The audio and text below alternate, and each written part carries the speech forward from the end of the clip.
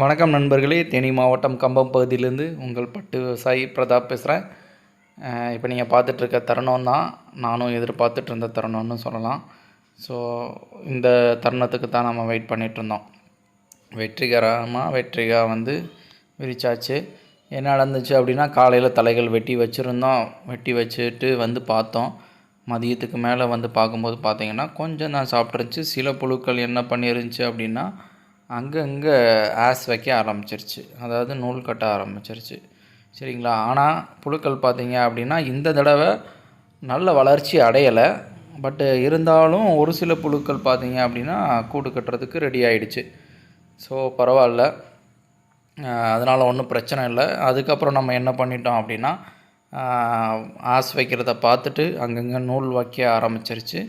என்ன பண்ணிட்டோம் அப்படின்னா, அந்த வெற்றிக்காய் வலையை மேலே விரிக்க ஆரம்பிச்சிட்டோம். அதுக்கு முன்னாடி என்ன பண்ணுறோம் அப்படின்னா, தலைகள் எங்கெல்லாம் சாப்பிட்ருக்கோம் அந்த இடத்துலலாம் ஃபுல்லாக தலைகளை வச்சதுக்கப்புறம் பார்த்திங்க அப்படின்னா, இப்போ பார்த்திங்கன்னா உங்களுக்கு தெரியும், அந்த மூமெண்ட்டில் நான் காமிச்சிருப்பேன்.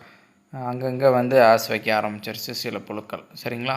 இதுக்கு மேலே நம்ம தலைகளை வெட்டி வச்சு நம்ம வெற்றிக்காவை மேலே விரித்து விட்டாச்சு நண்பர்களே.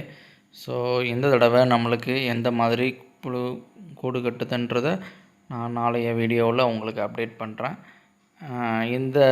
இது வரைக்கும் பார்த்திங்க அப்படின்னா எந்த ஒரு பிரச்சனையுமே இல்லாமல் நல்லபடியாக பட்டுப்புழுக்கள் வளர்ச்சி அடைஞ்சு மென்மேலும் வளர்ந்து வந்துருச்சு.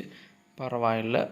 ஸோ நம்ம நாளைக்கு தான் வலை விரிப்போம்னு நினச்சிட்ருந்தோம். பட் இன்றைக்கி வலை விரிக்கிற சூழ்நிலை ஏற்பட்டுருச்சு. முன்னாடி வீடியோவில் நான் சொல்லியிருந்தேன் இன்னும் 2 நாட்கள் டைமிங் எடுக்கும் அப்படின்னு. ஆனால் 2 நாட்கள் டைமிங் எடுக்கலை. இன்றைக்கே வைக்க ஆரம்பிச்சிருச்சு.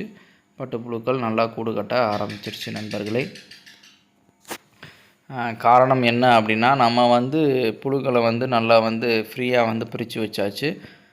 பிரித்து வச்சதுக்கப்புறம் என்ன நடந்திருக்கும்னா, தலையில் நிறைய நிறைய கை நிறைய அள்ளி நம்ம வச்சு விட்டோம்.